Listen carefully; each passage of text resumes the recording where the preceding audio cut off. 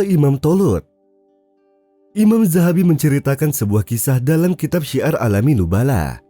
Ia berkata, ketika Raja Hakam Ibn Hisham Ibn Abdirrahman Ad-Dakhili memutuskan sebuah hukum, ia malah condong terhadap kaum fasik dan mengedepankan kesombongan. Ketika para fuqaha menghujatnya, sang raja menyuruh bala tentara agar membunuh para fuqaha dan menyiksanya. Kemudian sebagian para fuqaha yang telah mengetahui kabar tersebut pun langsung melarikan diri. Dan salah satunya adalah Al-Imam Al-Faqih Tolut Ibn Abdil Jabbar. Ia adalah murid Al-Imam Malik, di mana ia bersembunyi bersama salah satu tetangga Yahudi selama 1 tahun penuh. Orang Yahudi tersebut menghormatinya dan sangat memuliakannya. Ketika sudah 1 tahun, Tolut berkata kepada orang Yahudi tersebut, "Aku sudah terlalu lama di sini, dan besok aku akan pergi menemui Wazir Abi Al-Basam. Karena ia telah belajar Al-Quran kepadaku dan aku mengajarkannya sebuah ilmu. Lalu ia juga berhak mendapatkan pelajaran dan hal-hal lain karena sang wazir mempunyai derajat yang tinggi di sisi sang raja. Semoga dengan ini sang raja bisa memaafkanku." Orang Yahudi itu menolak pemikirannya untuk keluar dari rumahnya karena ia khawatir akan keselamatan Tolut. Tetapi Tolut tetap pergi di malam hari menemui Wazir Abi Basam. Di sana ia berbincang-bincang dan menceritakan kisahnya bersama orang Yahudi dan meminta syafaat agar bisa dimaafkan oleh sang raja. Lalu wazir tersebut pergi ke sang raja dan berkata, "Aku bertemu dengan Tolut yang menjadi panglima munafik datang bersamaku menemuimu." Lalu sang raja pun langsung menyuruhnya agar bisa bertatap muka. Lalu sang wazir menyuruh Tolut agar menemui sang raja. Ketika Tolut sudah di depan mata sang raja langsung marah dan berkata padanya, "Wallahi, aku akan membunuhmu dengan kejam. Kenapa engkau mengkhianatiku?"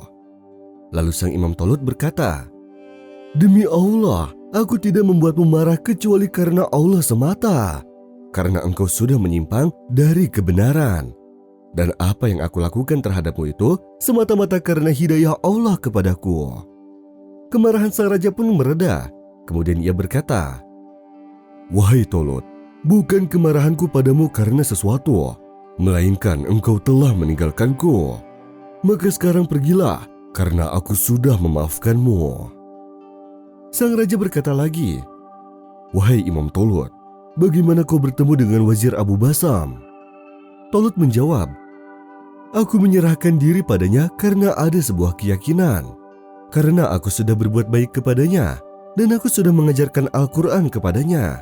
Dan aku memintanya agar pergi kepada sang raja untuk memberikan maaf kepadaku." Lalu sang raja pun berkata padanya, "Kemana engkau pergi sebelum bertemu dengannya?" Lalu Tolut menjawab dan memberitahu akan keberadaannya dengan seorang Yahudi. Lalu sang raja berkata kepada Abi Basam, "Betapa Allah memuliakan orang Yahudi dalam beberapa tahun karena keberadaanmu bersamanya. Dan kau pergi bersama orang yang berilmu. Kenapa engkau tidak memberikan pelajaran kepadanya juga?"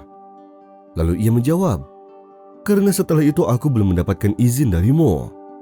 Lalu sang raja pun menulis sebuah surat untuk orang Yahudi akan memberikan sebuah imbalan yang layak untuknya karena sudah memuliakan sang Imam Tolut. Ketika si orang Yahudi mendengar hal tersebut dan melihat apa yang dilakukan sang raja olehnya, ia pun langsung memeluk agama Islam. Adapun Tolut sudah mendapatkan maaf oleh sang raja. Hingga akhirnya ia meninggal dalam keadaan bahagia. Sang raja pun bahkan ikut mensolati dan bersaksi akan kejujuran dan keikhlasan serta keagungan ilmunya.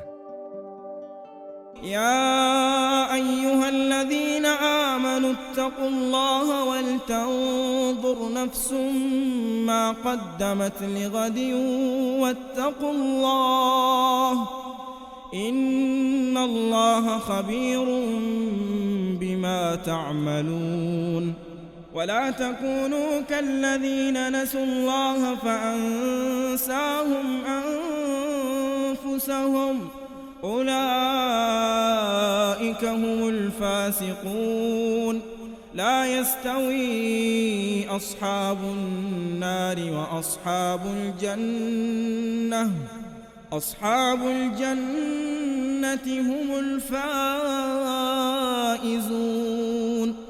لو أنزلنا هذا القرآن على جبل لرأيته خاشعا متصدعا من خشية الله وتلك الأمثال نضربها للناس لعلهم يتفكرون هو الله الذي لا إله إلا هو عالم الغيب والشهادة هو الرحمن الرحيم هو الله الذي لا إله إلا هو الملك القدوس السلام المؤمن المهيمن العزيز الجبار المتكبر سبحان الله عما يشركون هو الله الخالق البارئ المصور له الأسماء الحسنى يسبح له ما في السماوات والأرض وهو العزيز الحكيم